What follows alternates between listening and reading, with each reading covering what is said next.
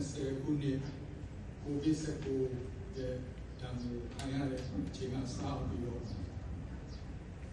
တို့အခုကြောက်ရောက်လာတဲ့ဆရာတော်ပြားလေးဆရာမတွေနဲ့ပြီးတော့ရောက်တဲ့အနေနဲ့ဆိုရင်ကင်းကွာသွားတာ9 နှစ်ကျော်6 နှစ်လောက်ဖြစ်တော့ပါလေဘုရားအခုအချိန်မှာအားလုံးပဲအခုလိုတန်မြတ်မှာနဲ့ပြန်ပြီးတော့ဆုံးပြရတာဝမ်းမြောက်ဝမ်းသာရှိတယ်အားလည်းတက်မိတယ်လို့ပြီးတော့ရှောက်ထားပါတယ်ဘုရားဒီနေ့ဒီဆွေးနွေးပွဲဒီနေ့ဒီ14နှစ်မြောက်အထိမ်းအမှတ်ပွဲနဲ့သူစောစောဥက္ကဆရာတော်ဘုရားမရှိလို့ပဲပြီးတော့တာမန်တွေ့ဆုံတဲ့ပွဲတက်မဟုတ်ဘဲနဲ့ပြီးတော့ရှေ့ဆက်ပြီးတော့ဘယ်လိုတွေလုပ်ကင်ဆောင်ရွက်ရင်ကောင်းမလဲဆိုတာတွေကို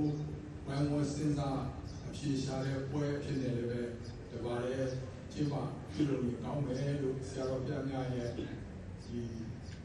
မိမစကားတွေကိုအခြေခံပြီးတော့ဒီဆွေးနွေးပွဲလေးကိုစီစဉ်တာဖြစ်ပါတယ်ဗျာပြီးတော့တို့ရဲ့ကိုဗစ်တိုင်းကာလဓမ္မစကူလုပ်ငန်းကိုကြည့်လို့ရှိရင်ပြီးတော့အပြန်အလှန်တွေ့ကြခဲ့တဲ့ဓမ္မစကူပေါင်းထောင်